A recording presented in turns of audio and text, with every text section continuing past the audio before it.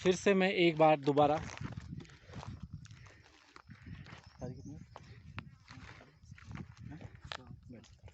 7 जून 2021 को उत्तरकाशी के चिन्यालीसौड़ ब्लॉक के सुदूर क्षेत्र बनगांव की शीर्ष श्रृंखला पर हूँ और इस चोटी पर हम लोग हमारे एमए उत्तरार्ध के छात्र मनदीप और छोटा भाई सौरभ भी साथ में है। और हम इस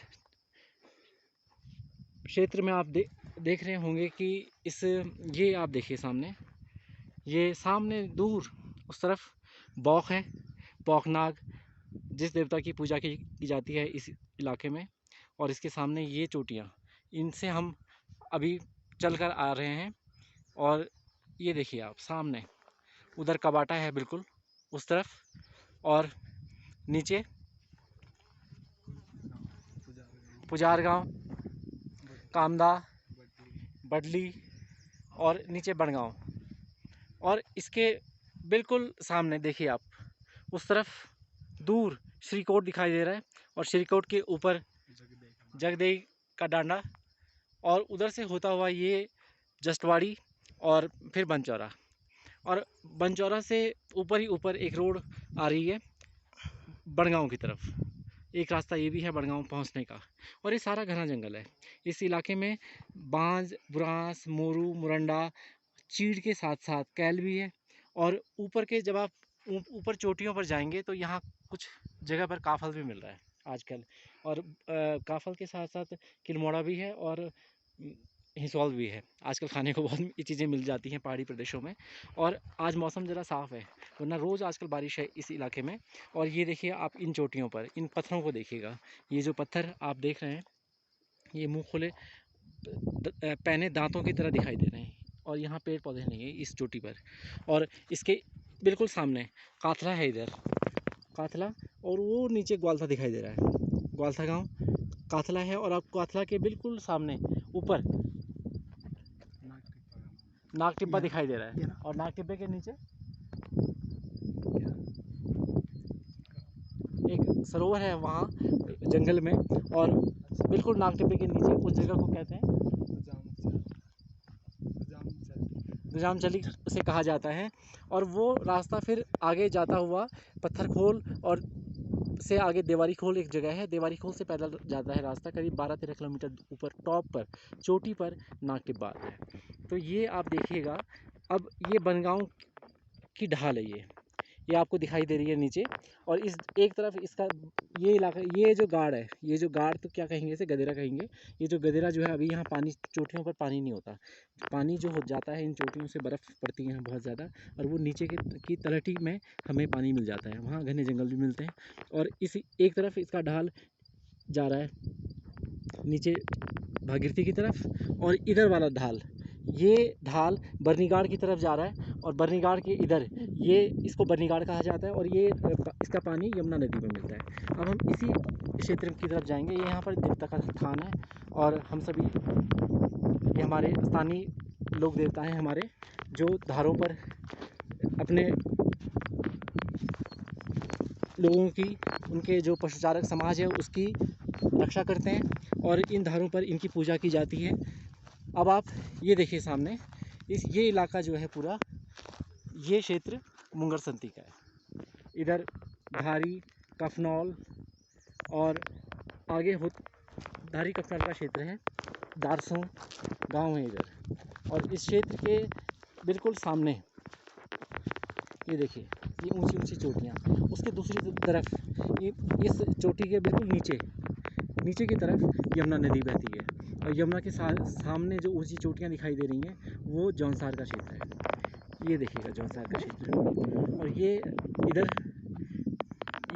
ये पानी ये यमुना नदी में बर्नीगाड़ पर मिलेगा।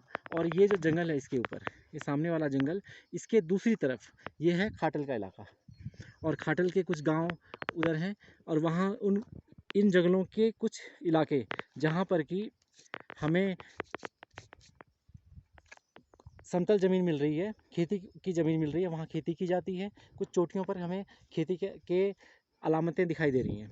और इसके तरफ गोडर फिर खाटल के बाद गोडर आता है, और गोडर का जल जो है वो सारी गाड़ में यमुना नदी में मिलता है।